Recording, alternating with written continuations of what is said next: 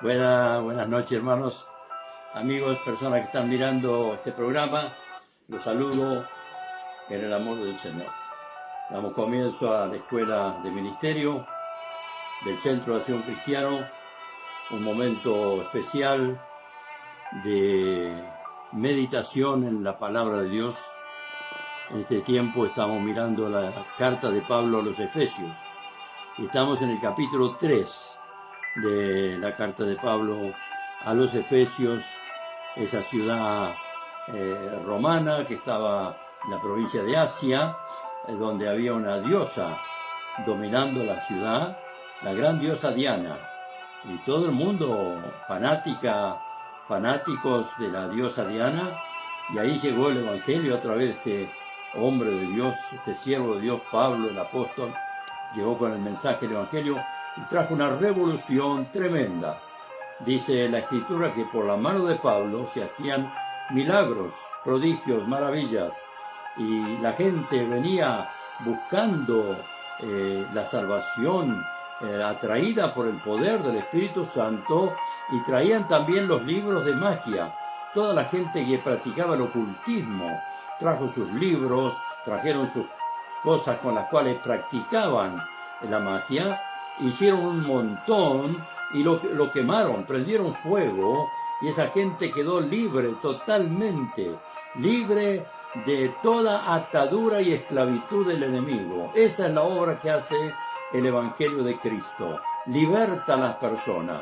Hay miles de personas que están atados por el ocultismo, por los vicios, por una cosa o por otra, están esclavizados y no pueden liberarse. Pero qué hermoso es que hay un mensaje de poder del Evangelio, que transforma las vidas, que echa fuera al enemigo. Usted sabe que cuando es predicado el Evangelio con poder, el primero que escucha es el diablo. El enemigo que tiene atada a la gente, él escucha el Evangelio y no puede permanecer, no puede continuar atando a las personas, sino que la gente se libera por el poder glorioso del Evangelio. Y en este capítulo 3 de la carta de Pablo a los Efesios, el apóstol está preso. Se calcula, por lo que dice en Hechos, el último capítulo, que estaba en una casa alquilada por 2 años. Sin embargo, estaba con cadenas en sus manos, porque era un preso.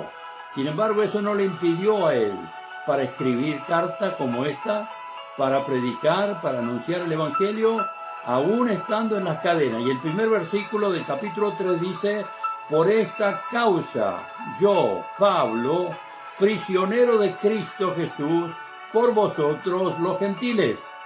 Prisionero de Cristo. Nunca reconoció él que era prisionero del emperador romano que perseguía a los cristianos, sino soy prisionero de Cristo. Y él estaba ahí, por supuesto, en una condición para lamentarse, pero lejos de lamentarse, él se sentía útil como un instrumento en las manos de Dios. ¿Cuánta falta hace hoy en la iglesia personas como Pablo, que no miraban las circunstancias, no miraban los sufrimientos, no miraban la persecución, sino que estaba aferrado a Cristo? El Señor me tiene aquí con un propósito, y el Señor nos tiene a cada uno de nosotros en cada lugar con un propósito bien definido, bien específico, y es que podamos predicar el Evangelio. Pablo comienza este capítulo mencionando que era prisionero de Cristo por vosotros. Mire, el Señor ayuda a los siervos, pero es porque ama al pueblo. Es porque Dios ama mucho a la gente, por eso soporta a veces muchas cosas, muchas falencias de los ministros. El Señor soporta muchas errores y fallas porque ama a la gente, ama al pueblo. Y acá Pablo dice: estoy prisionero de Cristo por vosotros los gentiles. ¿Qué les parece? Ninguna acusación, no, a todo lo contrario. Estoy dispuesto a sufrir por causa de que el Evangelio llegue hasta ustedes. Como habéis oído, le dice en el versículo 2, si es que habéis oído de la administración de la gracia de Dios que me fue dada para con vosotros. Pablo era un judío, sin embargo, recibió una comisión tan específica que él entregó su vida, entregó sus energías, entregó su capacidad, todo en las manos del Señor para evangelizar a los gentiles, específicamente, cosa que nadie quería arrimarse. Muy pocos comprendieron que los gentiles también eran coherederos de la obra de Cristo. Pero Pablo lo comprendió y él dice que él era administrador de la gracia de Dios. ¡Qué hermosa expresión! Mire lo que administramos, nada menos que la gracia de Dios que le fue dada, en este caso, a Pablo para con vosotros. O sea, la gracia que Pablo recibió era para administrarla a las demás personas que necesitaban la salvación. Y el verso 3 dice, por revelación me fue declarado el misterio, como antes lo he escrito brevemente. La revelación, un hombre de revelación, las cosas de Dios se reciben por revelación. El Espíritu Santo está listo para revelarnos las verdades de Dios. Y él sigue diciendo que había escrito brevemente, dice, leyendo el verso 4, lo cual podéis entender cuál sea mi conocimiento en el misterio de Cristo. Acá había un misterio. ¿Cuál era el misterio? Era la revelación de la iglesia. La iglesia ahora como pueblo de Dios, como cuerpo de Cristo, estaba avanzando no solamente en Israel, sino también en los gentiles. Dios en su sabiduría tomó pueblo de Israel y tomó pueblo de los gentiles y creó la iglesia del Señor. La iglesia era un misterio en la antigüedad. Sí, no había una revelación, la gente no entendía, no comprendía, como pasa hoy. Mucha gente no entiende lo que es la iglesia. Creen que es el edificio, creen que es el campanario, creen que es una persona con vestiduras largas que está ahí separado. Por favor, la revelación de la iglesia, del misterio escondido de otras generaciones. Leyendo, dice, lo cual podéis entender. Gracias a Dios por la Biblia, gracias a Dios por su palabra, que podemos leer y podemos entender, dice, cuál sea mi conocimiento en el misterio de Cristo. Misterio que en otras generaciones no se dio a conocer a los hijos de los hombres, como ahora es revelado a sus santos apóstoles y profetas por el Espíritu Santo. ¿Cuál es esa revelación? El verso 6 lo dice, que los gentiles son coherederos y miembros del mismo cuerpo y copartícipes de la promesa de Cristo Jesús por medio del Evangelio. No hizo el Señor ninguna diferencia. Todo aquel que acude a Él a través del Evangelio es un coheredero de la obra de Dios. Esta revelación llegó a Pablo de una forma tan profunda que él no escatimó esfuerzo ni sacrificio para evangelizar y predicar a los gentiles. Y nosotros estamos también en una posición cuando tenemos que comprender que somos gentiles. No somos judíos, somos gentiles y Cristo llegó a nosotros y hemos abrazado este ministerio. Y ahora tenemos un pueblo ahí afuera muy grande de gentiles a los cuales debemos evangelizar.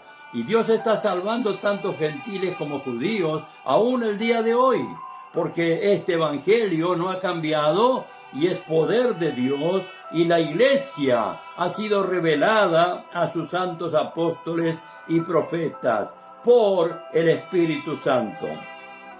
Ahora Pablo dice, yo fui hecho, versículo 7, fui hecho ministro por el don de la gracia de Dios que me ha sido dada según la operación de su poder. Pablo recibió tanta revelación, recibió tanta gracia que él se sentía que no merecía, porque en el pasado había perseguido a la iglesia. No soy digno, pero por la gracia he sido recibido. Y el verso 8 dice, a mí, dice Pablo, que soy menos que el más pequeño de todos los santos. Me fue dada esta gracia de anunciar entre los gentiles el evangelio de las inescrutables riquezas de Cristo. ¡Qué tremendo!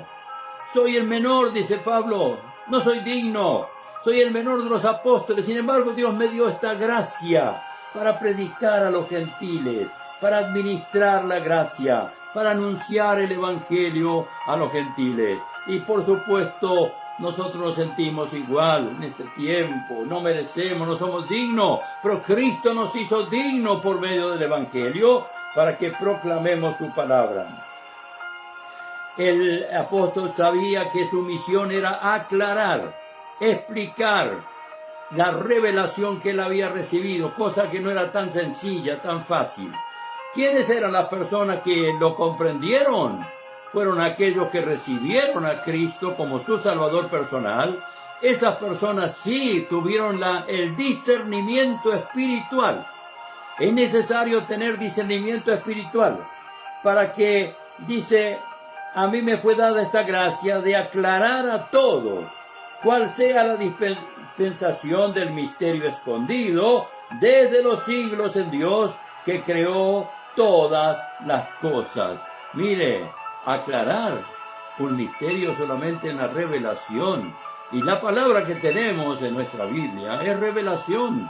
Revelación de Dios a través de estos hombres y mujeres, por supuesto, que Dios ha utilizado para que hoy tengamos la explicación, hoy tengamos la revelación, el conocimiento, el discernimiento de la obra de Cristo. Es muy importante que entendamos que el tema pasa por reconocer a Cristo como Salvador personal, porque si uno quiere discernir la palabra de Dios con nuestra mente carnal, es imposible. Y la palabra de Dios explica, el apóstol Pablo explica en 1 Corintios capítulo 2, cómo esta revelación es dada a través de la sabiduría que Dios da para discernir las cosas espirituales. Y dice la Escritura, capítulo 2, verso 9, antes bien, dice, como está escrito, cosa que ojo no vio, ni oído oyó, ni han subido en corazón de hombre, son las que Dios ha preparado para los que le aman, porque Dios nos las reveló a nosotros, pero Dios nos las reveló a nosotros por el Espíritu, porque el Espíritu todo lo escudriña, aún lo profundo de Dios. Y luego sigue explicando la diferencia, ¿no? Dice, porque ¿quién de los hombres sabe las cosas del hombre, sino el Espíritu del hombre que está en él? Así tampoco nadie conoció las cosas de Dios, sino el Espíritu de Dios. Y nosotros no hemos recibido el Espíritu del mundo, sino el Espíritu que proviene de Dios, para que sepamos lo que Dios nos ha concedido. Mire qué interesante que es esta palabra. Qué importante. Y sigue explicando el apóstol Pablo. Por lo cual también hablamos, dice, no con palabras enseñadas por sabiduría humana, sino con las que enseña el Espíritu, acomodando lo espiritual a lo espiritual. Pero el hombre natural no percibe las cosas que son del Espíritu de Dios, porque para él son locura, y no las puede entender, porque se han de discernir espiritualmente. Fíjese qué interesante. Por más que uno quiera explicarle a una persona el Evangelio de Cristo, muy difícilmente pueda entender. Más bien, dice, ustedes están fuera de órbita, están medio locos, como se dice, porque es imposible que el hombre natural pueda discernir, pero el espiritual sí discierne todo. Y Dios ha dado que los santos, los hijos de Dios, tengan esta revelación maravillosa. Dice el verso 15, en cambio, dice el espiritual, juzga todas las cosas, pero él no es juzgado de nadie. Porque ¿quién conoció la mente del Señor? ¿Quién le instruirá? Mas nosotros tenemos la mente de Cristo. Mire qué palabras profundas y qué revelación tan importante hay en las Escrituras. El primer paso es recibir a Cristo. Entonces el Espíritu Santo viene a su vida y le trae esta revelación tremenda y gloriosa. Lo que era una incógnita, lo que era una pregunta, ¿qué es esto? ¿Qué es la iglesia? ¿Cómo es la iglesia? La iglesia en el pasado había algunas cosas que sucedieron que el pueblo dice, ¿qué es esto? Por ejemplo, en el tiempo de Moisés cayó maná del cielo y el pueblo decía, ¿qué es esto? ¿Qué es esto? Entonces Moisés les explicó, este es el pan que Dios les da. Y Pablo explicó también que la iglesia era el pan, era la vida, era el alimento espiritual que Dios provee a través de su pueblo, a través de sus siervos, a través especialmente del Espíritu Santo. Luego que Pablo sigue hablando aquí, dice conforme al propósito eterno, capítulo 3, seguimos en Efesios, versículo 11, conforme al propósito eterno que hizo en Cristo Jesús, nuestro Señor, en quien tenemos seguridad y acceso con confianza por medio de la fe en Él. Por lo cual pido que no desmayéis a causa de mis tribulaciones por vosotros, las cuales son vuestra gloria. Y comienza a orar Pablo. Qué hombre de Dios, qué tremendo, qué tremendo. Y el verso 14 dice, por esta causa doblo mis rodillas. Mira, hermano, podamos en este día aprender algo importante. No importa la circunstancia, no importa las luchas, las pruebas. El asunto es que aprendamos a doblar nuestras rodillas, porque ahí está la victoria más grande. Un cristiano de rodillas es más poderoso que un ejército. Un cristiano de rodillas resuelve los problemas fácilmente. Entonces Pablo oraba por los hermanos, dice, no desmayen por causa de mis tribulaciones. Me imagino, ¿no? Tener su pastor preso, encadenado, ahí en la cárcel. Me imagino el dolor de los hermanos, pero Pablo oraba por ellos. No desmaye, no desmaye. Y dice el verso 14, por esta causa doblo mis rodillas ante el Padre de nuestro Señor Jesucristo, de quien toma nombre toda familia en los cielos y en la tierra, para que os dé, conforme a sus riquezas en su gloria, el ser fortalecido con poder en el hombre interior por su espíritu. Mire, está hablando del hombre interior, está hablando de ser fuerte, de recibir fortaleza. Oraba para que Dios le dé fortaleza en el hombre espiritual. Una persona que recibe a Cristo, entonces se transforma en una persona espiritual y dentro suyo hay una vida que va creciendo, una vida que se va fortaleciendo. Y esa vida es la vida de Cristo. Pablo dijo a los colosenses, este es el misterio, Cristo en vosotros, la esperanza de gloria. Ahí está. Y el verso 17 dice, para que habite Cristo por la fe en vuestros corazones, a fin de que arraigados y cimentados en amor, seáis plenamente capaces de comprender con todos los santos cuál sea la anchura, la longitud, la profundidad y la altura, y de conocer el amor de Cristo, que excede a todo conocimiento, para que seáis llenos de toda la plenitud de Dios. Tenemos que aprender de esta oración. Es importante lo que Pablo pedía por los hermanos. A veces nosotros nos detenemos en lo que aparece en el momento. Un enfermo, uno que está en este problema, cayó el otro y oramos. Y es verdad que el Señor responde y es maravilloso, pero también tenemos que clamar al Señor por nuestra vida espiritual, para que nos fortalezcamos, seamos fuertes y podamos soportar las luchas, las dificultades. Aquí Pablo, fíjese el ejemplo que nos deja. Él estaba preso con cadena en sus manos y en sus pies, encadenado, sin embargo, estaba orando por los cristianos, para que el Señor les dé fuerza y que no desmayen y que sigan adelante. Y ora dice, para que se arraiguen en la fe, en el amor, que tengan un cimiento bien sólido, bien firme, caminando con Cristo. Y por último deja una bendición tremenda en el versículo 20.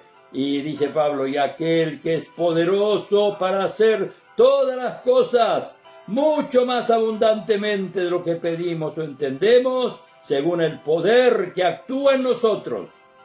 A Él sea gloria en la Iglesia, en Cristo Jesús, por todas las edades, por los siglos de los siglos. Amén. Y amén. Gloria a Dios. Qué hermoso texto, qué hermoso final, qué hermosa promesa nos deja aquí el apóstol, inspirado por el Espíritu Santo, que hay poder de Dios para hacer mucho más de lo que pedimos o entendemos, según el poder que actúa en nosotros. Debe actuar en nosotros el poder del Espíritu Santo. Es el Espíritu Santo que nos conmueve, que nos llena de fe, nos llena de valor, nos llena de gracia, de conocimiento, de revelación de su palabra. Es el Espíritu Santo, el mismo Espíritu que reveló a Pablo. Es el Espíritu Santo que está sobre nosotros y en nosotros para ayudarnos, para bendecirnos, para hacernos cristianos victoriosos en medio de las pruebas, de las luchas, de las dificultades. Que podamos predicar este evangelio de poder y que la iglesia se transforme verdaderamente en un hogar espiritual donde recibimos fuerza, donde oramos unos por otros, donde podemos practicar la doctrina cristiana, donde podemos fortalecernos en el Señor y en el poder de su fuerza. Dios les bendiga, un gran abrazo, y les recuerdo especialmente a los obreros de José C. Paz que el próximo sábado a las 4 de la tarde tenemos